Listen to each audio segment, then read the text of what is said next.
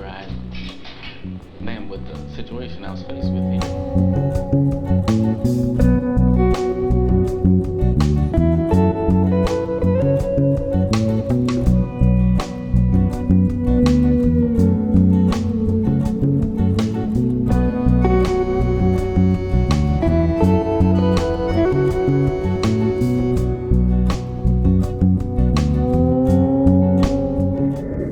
But over the last few years, there has come into being another kind of political prisoner. And I'm talking about all of the sisters and brothers who are victims of the system, who are easy targets of the police, who get railroaded through the courts into prison, often for no reason at all, who are there only because they're black. And I think a brother during the Attica rebellion sort of expressed this whole thing when he was asked by a reporter what he was charged with. And he said he was charged with being black. That's why he was there. And coupled with the oppression that leads black people and brown people, people of color, into the jails and prisons of this country, has been a new kind of political awareness that has spread all over the jails and prisons throughout the country.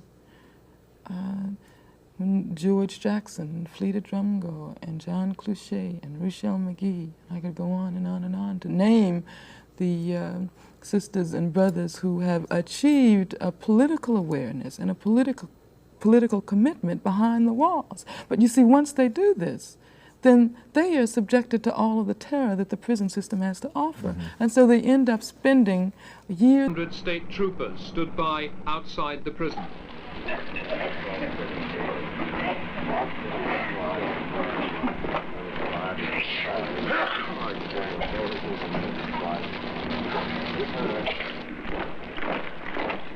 When negotiations broke down, the troops went in.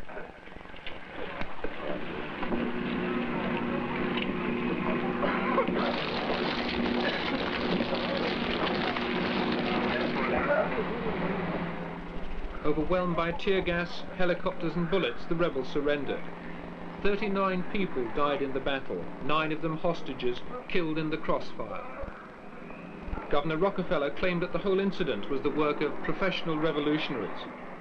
In the most dramatic possible way, Attica alerted the American public to the conditions that existed inside many of its prisons. You might be able to say life is the living dead. Because looking at the faces around here and look at the men that have been here for a period of time, you can just about imagine what they went through. I mean, just look around, you can see all the life has been. To life, a sentence in which the inmate normally does a couple of years and then is paroled if he behaves. Jackson was never paroled. He spent 10 years inside, mostly at San Quentin, mostly in solitary confinement cells like this. I always look forward to going, but I hate to leave. That's the bad part of going to see him. You have to leave him there. And I can't make you understand because you've never experienced it. But when we would go and visit him and they would take him back, and I'd have to look at his back, walk away from us when I knew that he wanted to go home. We were so very bad. That's the part that hurt.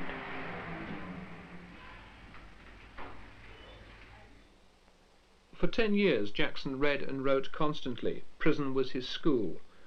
His letters were collected and published in a book.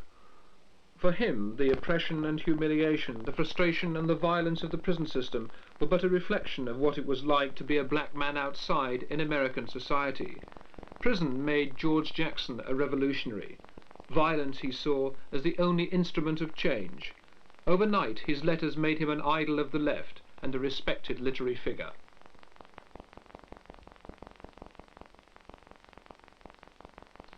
The letters to my family, my mother, my father, sisters, my brother, John, they were intended to familiarize them with the situation I was faced with here. Of course, here in prison, we see the repression, the exploitation, the victimization of lower class. In a gun tower. A few days later, a white guard was murdered in retaliation. 3 black prisoners were charged with the killing. The prison was Soledad, and the accused became known as the Soledad Brothers. George Jackson was regarded as being the ringleader.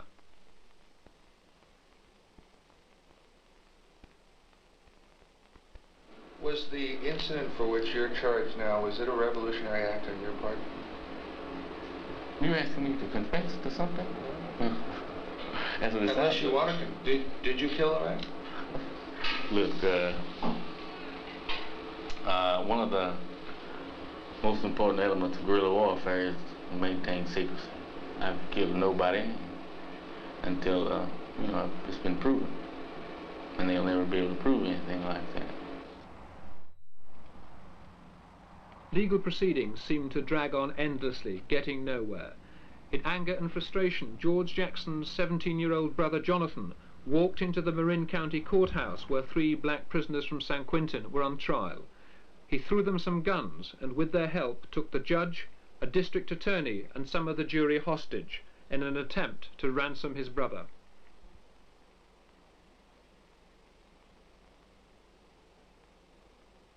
In the shootout with the police that followed, the judge, 2 black prisoners and Jonathan Jackson were killed. Why did Jonathan do what he did?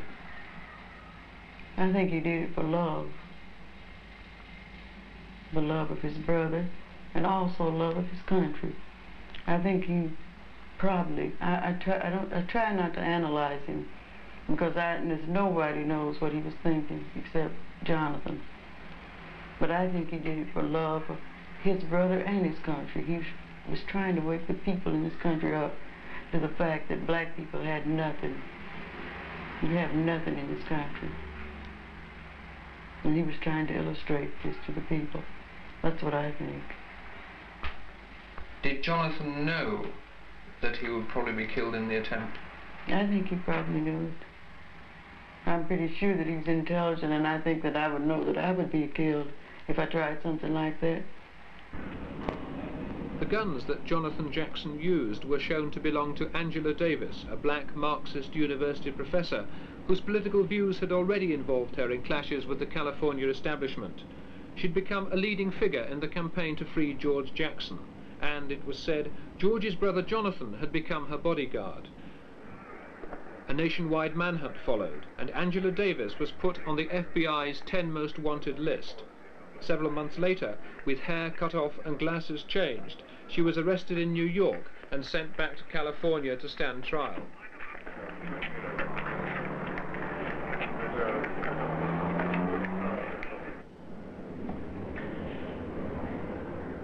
Trial proceedings started at the Marin County Courthouse where the shooting had taken place. Angela Davis was very close to George Jackson. They were more than just revolutionary comrades. Some of the most intimate letters in Jackson's book had been addressed to her.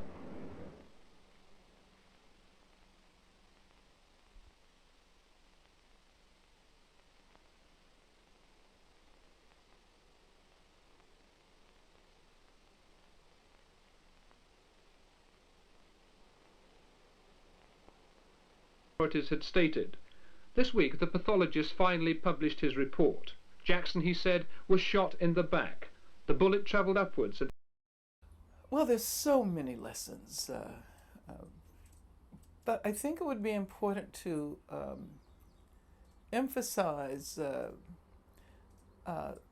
fact that that George was an intellectual, and that even today we sometimes underestimate the role of the intellectual, or the intellectual is considered to be marginal to the actual struggle. And George demonstrated that in order to begin to develop a sense of the nature of the struggle we're involved in. We have to think, we have to read, we have to reflect, and we have to engage in collective reflections. Now that that I've read so much more than I had read then, I know how important education, political education, has been in inside prisons everywhere, from Antonio Gramsci and his amazing prison notebooks to Nelson Mandela and Lolita Lebron. So I think that that one of his lasting legacies is has to do with the purpose of knowledge, the role of knowledge, and he, I think, exemplified how knowledge can be used in a radical and transformative way, how it can be used to change the world. Of course, Frederick Douglass emphasized that without education there is no liberation. But I think that message gets lost sometimes, particularly, given the terrible state of the educational system, which is responsible in part for so many people ending up in prison in the first place. George had a way of following these trajectories and thinking about these circuitous connections.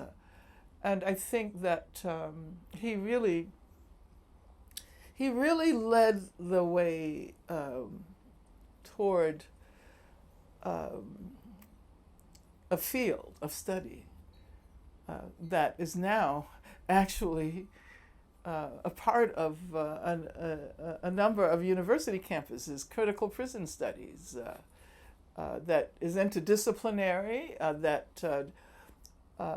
that is interdisciplinary in the broadest possible way, interdisciplinary not only in involving all of the disciplines, but in recognizing that knowledge gets produced in many different places, and especially behind bars, and to seeing the prison as a site for the production of knowledge.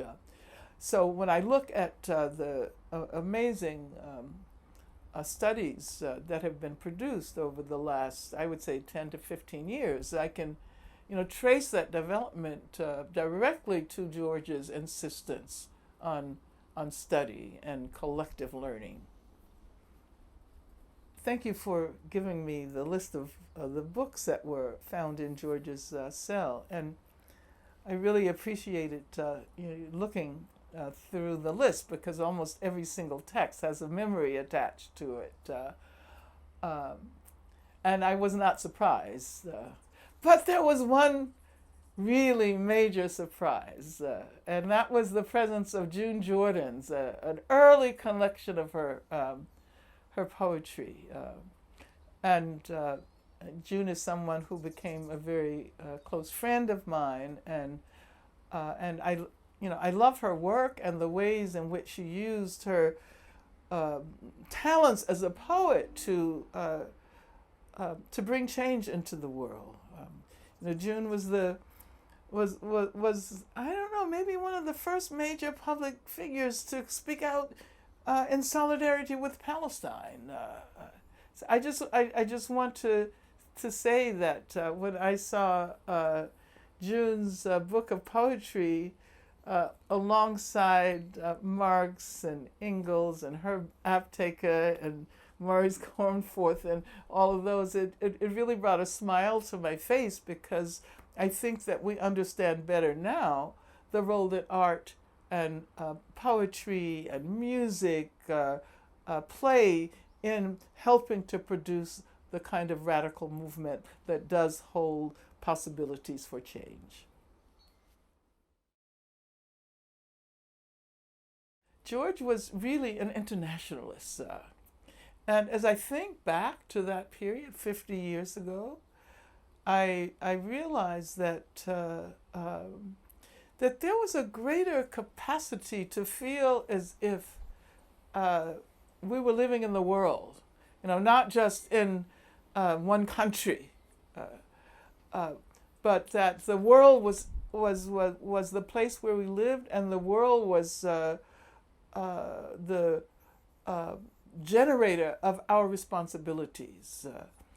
And I know that George read very widely. He was aware of what was going on in Vietnam, and he read Ho Chi Minh, and he read about the struggles in Latin America that were unfolding at the time. He was very fluent about what was happening in Africa, and it was very clear that that his stage was an international stage, even though during the last period of his time he was locked up in a small place in the San Francisco Bay.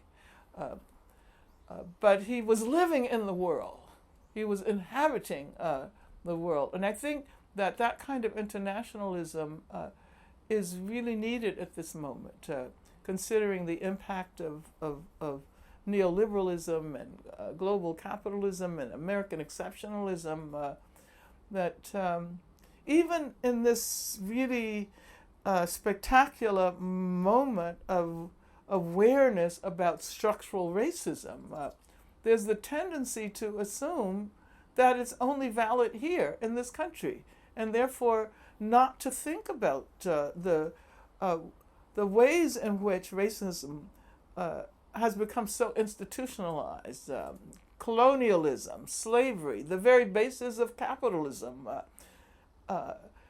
so that our struggles here should be placed within a context that includes what's happening in Brazil, that includes struggles against police violence in South Africa, because the institution in South Africa is still a racist institution, even though the majority of police officers are black. That's one of the most compelling examples of the structural and institutional character of racism. So I think that we would do well to study the ways in which George and others developed this sense of themselves as a part of the planet, not simply a part of the United States of America. And to see that someone cultivates this from a prison cell is even more inspiring.